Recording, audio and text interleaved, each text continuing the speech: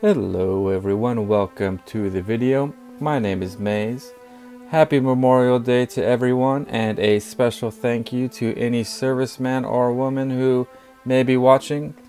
In this video I'm going to be making this knife that you see that I have dubbed the Wounded Warrior. It is a Korean War bayonet with a Purpleheart handle and scabbard.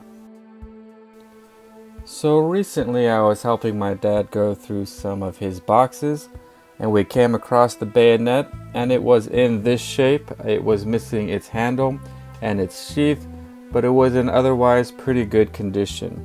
And when I asked my dad about it, he said that he had found it in the ashes of a gun range that he was a member of that had burned down in a wildfire, and he kept it. Well, thinking it was pretty awesome, and with Memorial Day coming up, I decided I was going to try to resurrect this knife. So this bayonet was in service in World War II and Korea, being the bayonet that attached to the rifle that liberated Europe, the M1 carbine. Now, I'm assuming that this particular knife was used in the Korean War because it says Korea on it. So originally I wanted to make a handle just like the original, which I believe was traditionally a stacked leather handle, although I did find examples of them having a plastic looking one and also a rubber looking one, with the sheath always being made from metal and canvas.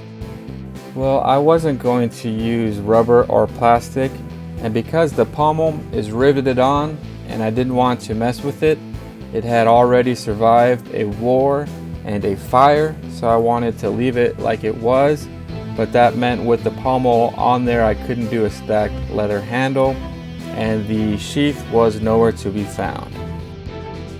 So abandoning my plan to keep it original, I decided it would have to be something special. I thought something like a scarred, gnarly old veteran in his parade uniform. So first I came to the conclusion that it would have to be wood, but not just any wood. It would have to be something special and befitting a knife with the history of this one. And then it dawned on me, what better wood to use to heal my wounded bayonet than Purpleheart. And thus the idea for the Purpleheart Korean War Memorial Day bayonet was born, or as I call it, the Wounded Warrior. Or usually I just say the Warrior, but its full name is the Wounded Warrior. So with that out of the way, let's make some dust. So the first thing I needed to do was to cut my wood. So I took this piece of Purpleheart I had and I just left it whatever length it was, and I ripped it into 1.5 inch strips, and then I took one of those strips and resawed it down the middle.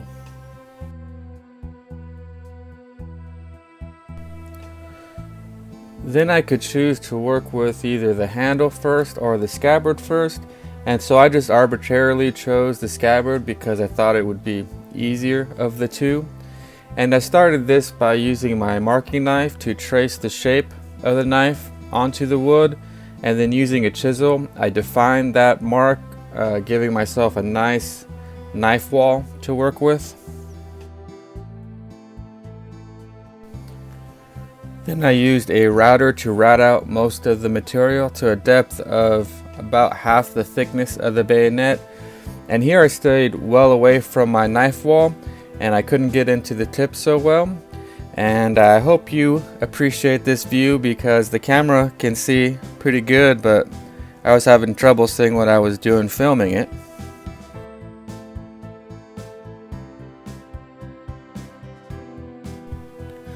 Then I could come in with a chisel and my knife and clean out the rest of the material so that the knife could just slide nice and easy into that little channel I made.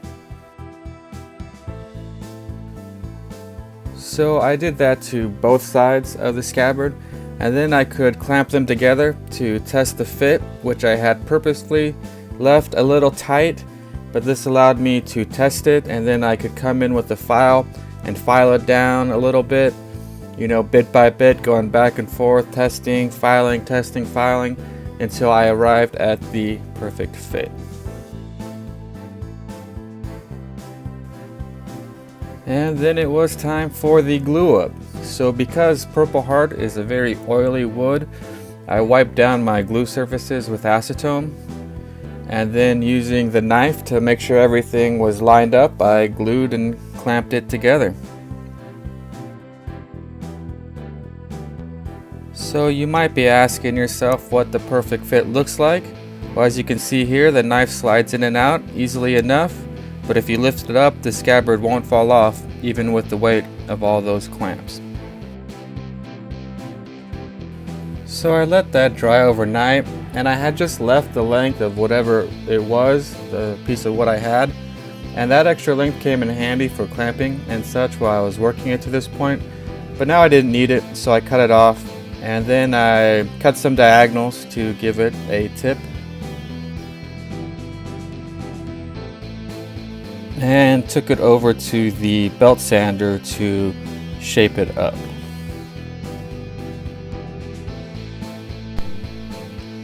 So while we watch this, let me just say I've been calling this a scabbard and the original thing a sheath, but I honestly don't know if I'm using those terms correctly. To me, the original is a sheath because it has canvas and because it's made to attach to a belt, while this is a scabbard because it's made from wood and it's just meant to protect the blade. So if I'm incorrectly naming these things, I'm sorry. And if you know the difference, tell me in the comments, because I'd like to know. Anyway, the scabbard was basically done at this point. Then it was time to work on the handle. So I took the second piece of wood I had cut and went back to the table saw. I set my blade depth to half the thickness of the tang, and I would basically cut a dado down the middle, and I would rotate or spin the wood around so both sides had their pass against the fence to ensure that my cut stayed centered. Then I would move the fence out in the beginning a whole saw curve, and then smaller and smaller when I was getting close, and little by little, checking it after each pass, I made the dado the width of the tang so that it fit nice and snug. Then I took it over to the shooting board and gave myself a good edge to work with, and then cut off one of the handle scales, I guess it would be, slightly oversized, and then using the shooting board I would shoot it down little by little until it fit. And of course I had to do this for both sides of the handle. Then, as you can see here, there's this small piece of the tang that is proud of everything else. So I marked out where that went, and using some chisels, I created a place for that to sit. Then for this next part, I needed a way to keep everything aligned. So I used the holes in the tang to create some alignment pins. Now this is just to keep everything aligned while it's off the knife. They were not left in during the glue up, as everything fit nicely without them.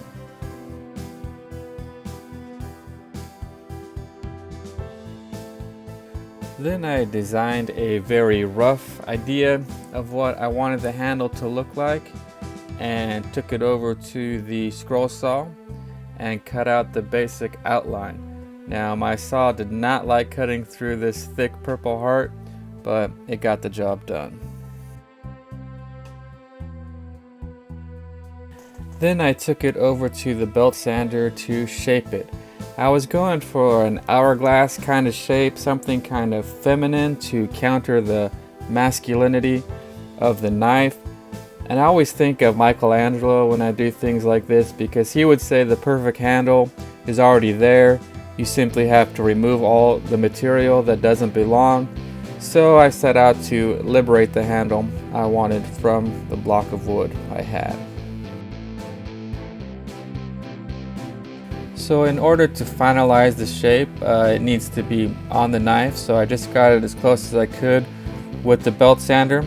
and then I went over and glued up the handle and clamped it on. Now, because it was such a nice fit, I could simply glue the two pieces of wood together with the knife in between them, and there was no rattling or moving. It was just a nice snug fit.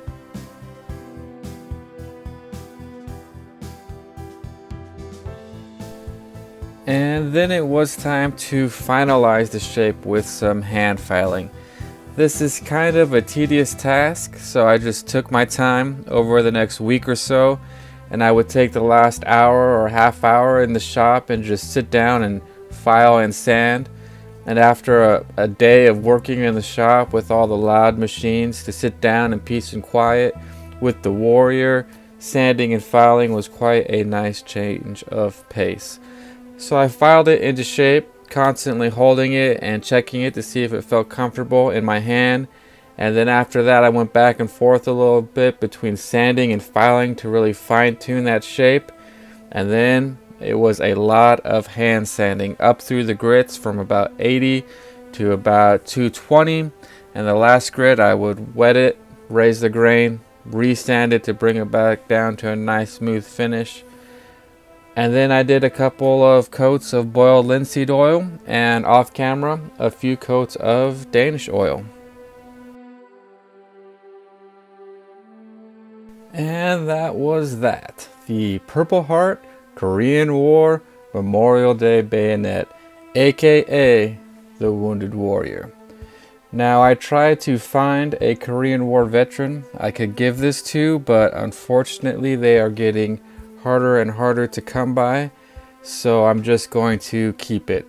It doesn't make for a very practical shop knife, but I've grown kind of attached to it. So after it was done, I went to my cousin Rudy's house to see if it would fit his AR-15, and it did. It's not really the right rifle, but I don't know anyone with an M1, but it looks awesome anyway.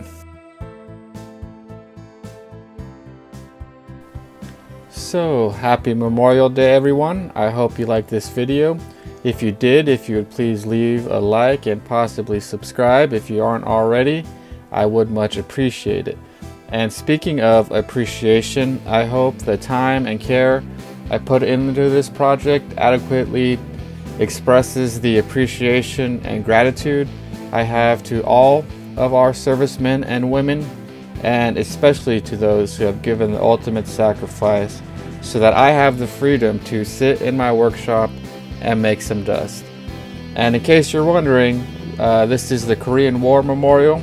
I believe it's in Washington, D.C. that I used in my thumbnails. Alright everyone, thanks for watching. Please like, share, and subscribe. And as always, support your local craftsmen or get out in your workshops and make your own dust. And together, we can make making great again.